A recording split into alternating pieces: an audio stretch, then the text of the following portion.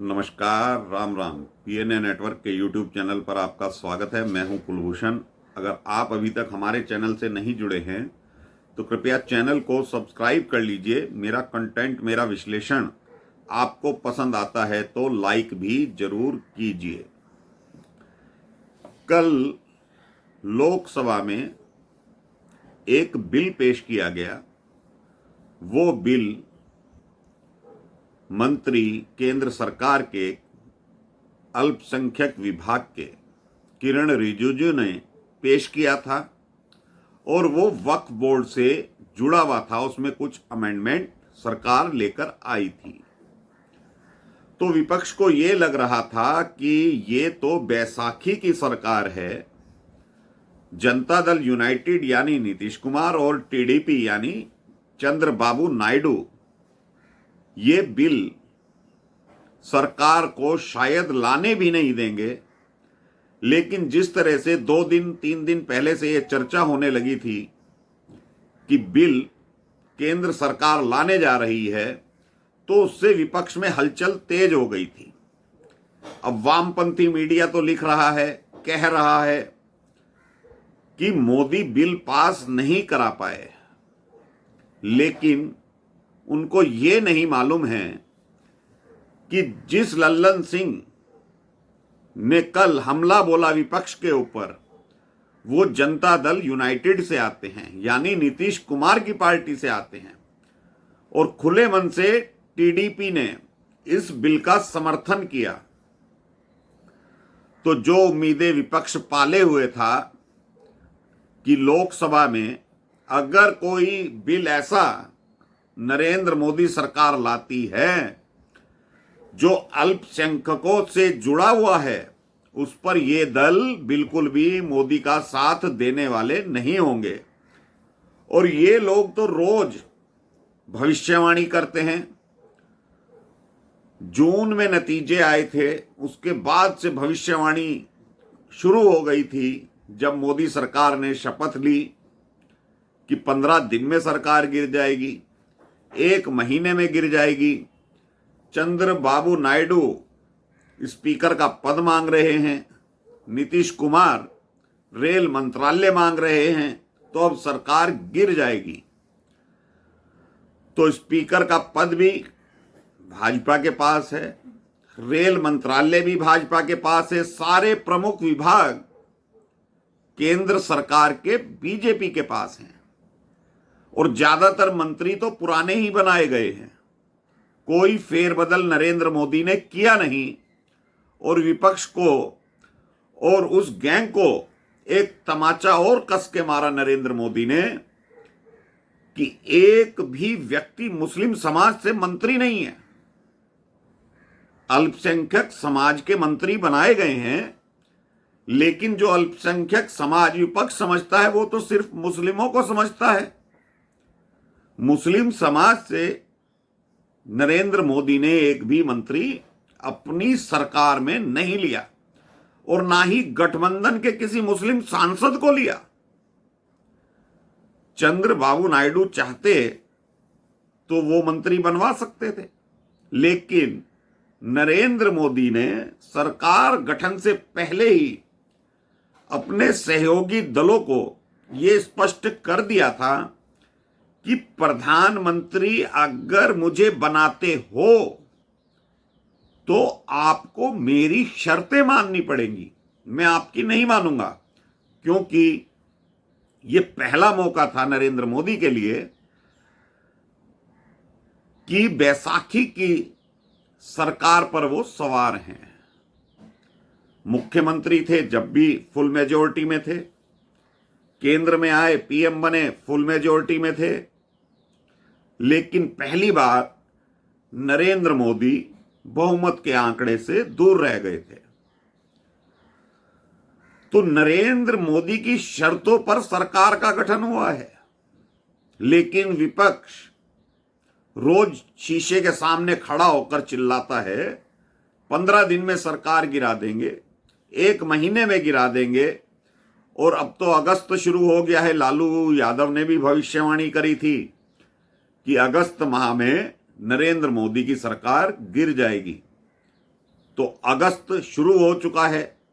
पहला bill pass कराने के लिए नरेंद्र मोदी ने जो चक्रव्यूह रचा, क्योंकि राहुल गांधी चक्रव्यूह की बात कर रहे थे इसलिए मैंने चक्रव्यूह कहा, तो अब वो जेपीसी को भेज दिया गया है। टीडीपी और नीतीश कुमार की पार्टी खुलकर साथ दे रहे हैं वक्फ बोर्ड अमेंडमेंट बिल का, जो कि विपक्ष को नागवार गुजर रहा है। कल संसद भवन जाने से पहले कुछ सांसदों से पत्रकार बात कर रहे थे तो चिल्ला चिल्ला कर विपक्ष के सांसद ये पूछ रहे थे, चंद्रबाबू नायडू जवाब दें वो किसके साथ हैं, वो अल्पसंख्यकों के साथ हैं कि नहीं हैं। नीतीश बाबू से सवाल किए जा रहे थे तो सदन के अंदर सब पता लग गया। और राहुल गांधी तो कल बोले ही नहीं, भाई विपक्ष के नेता हैं उन्हें बोलना चाहिए था।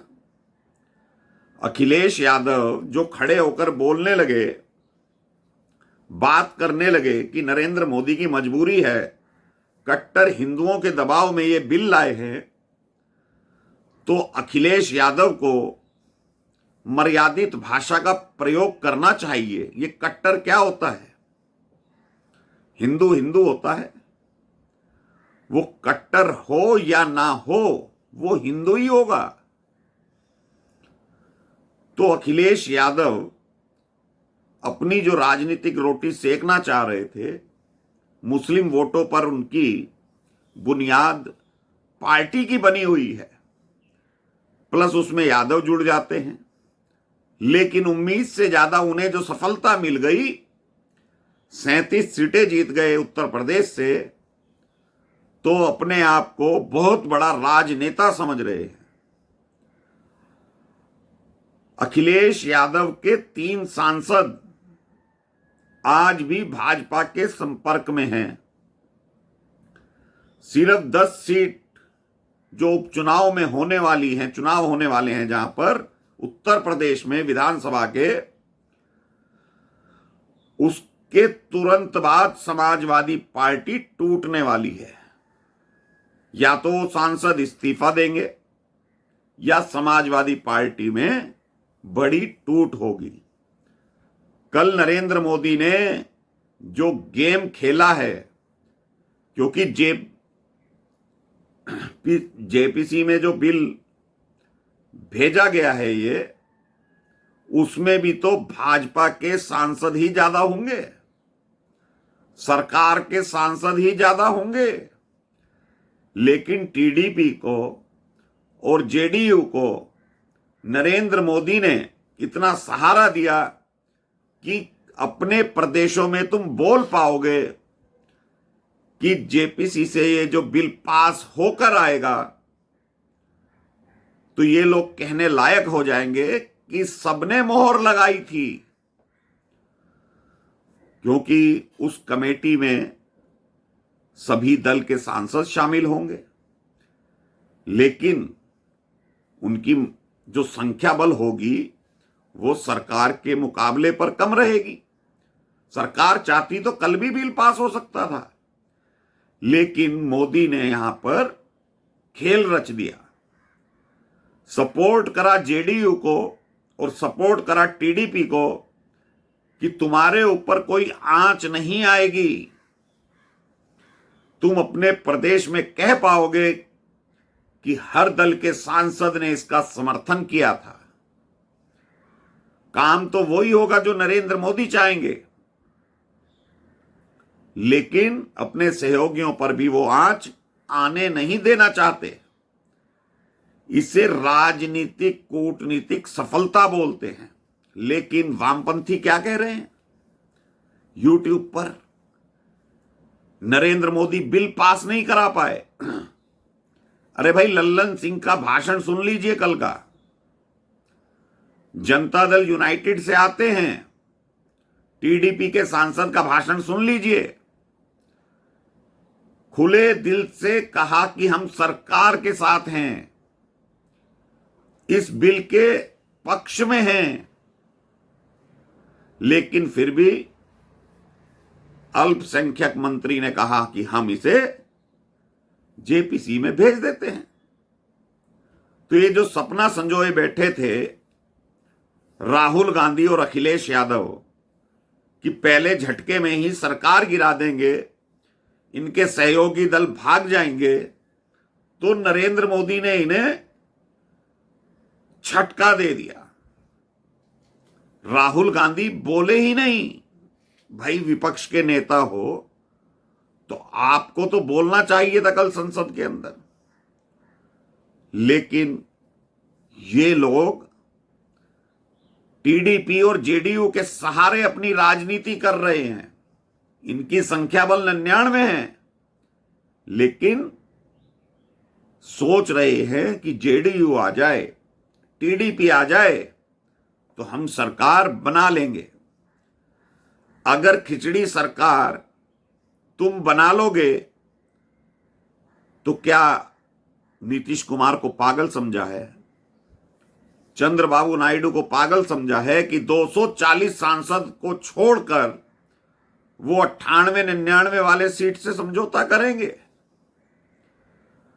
आज भी नरेंद्र मोदी ताकतवर नेता के रूप में काम कर रहे हैं। और ये जो वक्फ बोर्ड अमेंडमेंट बिल है, ये उतना ही जरूरी है जितना कि जीवन के लिए हवा और पानी। धीरे धीरे जिस तरह से इस बिल को शक्ति प्रदान कर दी गई थी कांग्रेस के द्वारा, पिछली सरकारों के द्वारा, अब वो नरेंद्र मोदी बदलना चाहते हैं, क्योंकि वक्फ बोर्ड के पास असीमित अधिकार थे। सुनवाई किसी की नहीं होती थी, सिर्फ वक्फ बोर्ड के जो मेंबरान थे वो ही लोग इस पर कार्रवाई भी करते थे, सुनवाई भी करते थे। किसी की भी जमीन को कह दें 1400 साल पहले इस्लाम का उदय हुआ, लेकिन इनका कहना है जो 1500 साल पुराना मंदिर है वो वक्फ बोर्ड का है। तो ये चीज तो हर जनमानस को समझनी चाहिए। आज भले ही तुम्हारी जमीन जायदाद पर वो हमला नहीं बोल रहे हैं वक्फ बोर्ड वाले, अगर ये बिल पास नहीं होता है तो ये आंच कल तुम्हारे दरवाजे तक पहुंचेगी। तो नरेंद्र मोदी ने राहुल गांधी की उम्मीद तोड़ दी। अखिलेश यादव का एक तरह से वो कार्य कर दिया कि अखिलेश यादव ना तो पहले उन्होंने क्या किया था, जब वो सांसद थे तो उन्होंने विधायकी का चुनाव लड़ा था कि उन्हें मुख्यमंत्री बनना था, और जब विधायक थे विधानसभा में विपक्ष के नेता थे तो उन्होंने लोकसभा का चुनाव लड़ा कि वो केंद्र में मंत्री बनेंगे। लेकिन दोनों जगह से नरेंद्र मोदी ने उनका पत्ता काट दिया। इसे राजनीति कहते हैं, नरेंद्र मोदी पॉलिटिक्स। और राहुल गांधी जो अपने आप को बहुत बड़ा विजनरी नेता समझ रहे थे, वो कल नरेंद्र मोदी ने ये बिल जेपीसी के पास भेजकर राहुल गांधी की राजनीति पर चोट की है, विपक्ष पर चोट की है। और ये अब सोचने पर मजबूर हो जाएंगे कि इनके सांसद जो धीरे धीरे चाणक्य संपर्क कर रहे हैं अपनी पार्टी को मजबूत करने के लिए, 3 सांसद तो समाजवादी के लगभग तय हैं और दलों के भी सांसद चाणक्य के संपर्क में हैं। अब ये दल अपने सांसद बचाएंगे, क्योंकि अभी तक तो उन दलों को लग रहा था कि भाई सरकार गिर जाएगी नरेंद्र मोदी की। लेकिन ये जो बिल है जो मुस्लिम समाज के लिए है और विपक्षियों की राजनीति मुस्लिम वोट बैंक पर है, उस पर चोट करी है नरेंद्र मोदी ने और टीडीपी और जेडीयू के साथ मिलकर करी है। तो ऐसे में भी अगर सरकार नहीं हिल रही तो विपक्ष के सांसद हिले पड़े हैं। तो दोस्तों अभी के लिए इतना ही। मेरा कंटेंट, मेरा विश्लेषण आपको पसंद आता है तो लाइक जरूर कीजिए, चैनल को सब्सक्राइब कीजिए। धन्यवाद। नमस्कार। भारत माता की जय।